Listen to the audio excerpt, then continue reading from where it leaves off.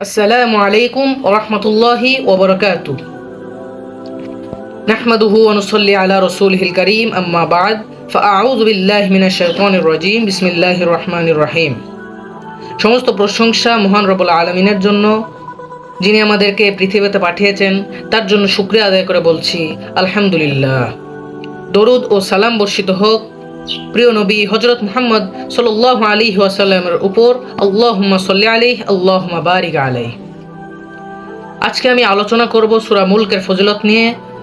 আমি খুব সংক্ষিপ্ত সময়ে আমার আলোচনা শেষ করব ইনশাআল্লাহ, ওয়া মা তাওফীকি ইল্লা বিল্লাহ। সূরা মুলকের প্রথম ফজিলত হলো, হযরত আবু হুরায়রা রাদিয়াল্লাহু তাআলা আনহু থেকে বর্ণিত, রাসূলুল্লাহ সাল্লাল্লাহু আলাইহি ওয়াসাল্লাম ইরশাদ করেন, ইন্না সূরাতান ফিল কুরআনি 30 আয়াতান শাফাআত লিরাজুলিন হাত্তা গুফিরা লাহু ওয়া হিয়া তাবারাকাল্লাযী বিয়াদিহিল মুলক। কুরআনে 30 আয়াত বিশিষ্ট একটি সূরা আছে, যা তার পাঠক এক ব্যক্তির জন্য সুপারিশ করেছে, ফলে তাকে ক্ষমা করে দেওয়া হয়েছে। সেটি হলো তাবারাকাল্লাযী বিয়াদিহিল মুলক। অর্থাৎ ওই ব্যক্তি পূর্ণ অনুধাবনের সাথে সূরা মুলক পাঠ করেছিল ও এর উচ্চ মর্যাদা উপলব্ধি করেছিল, ফলে আল্লাহ তাকে ক্ষমা করে দিয়েছেন ও তার কবরের আযাব মাফ করেছেন। এটি ভবিষ্যতের অর্থ নিলে যে ব্যক্তি এটি পাঠ করবে সে ব্যক্তি অনুরূপ মর্যাদা প্রাপ্ত হবে।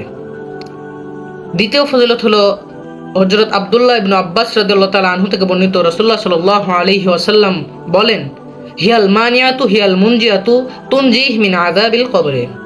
সূরাটি হলো বাধাদানকারী ও মুক্তিদানকারী, যা এর পাঠককারীকে কবর আযাব হতে মুক্তি দেয়।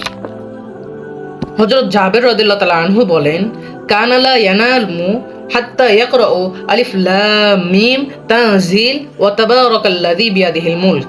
রাসূলুল্লাহ সাল্লাল্লাহু আলাইহি ওয়াসাল্লাম নিদ্রা যেতেন না যতক্ষণ না তিনি সূরা সাজদা ও সূরা মুলক পাঠ করতেন, অর্থাৎ অন্যান্য সূরার সাথে এ দুটি সূরা পাঠ করাও তার অভ্যাসের মধ্যে ছিল।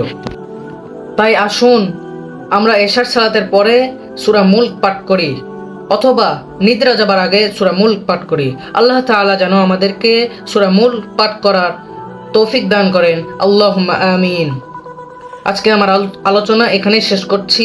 ওয়া আখিরি দাওয়ানা আলহামদুলিল্লাহি রাব্বিল আলামিন। আসসালামু আলাইকুম ওয়া রাহমাতুল্লাহি ওয়া বারাকাতুহু।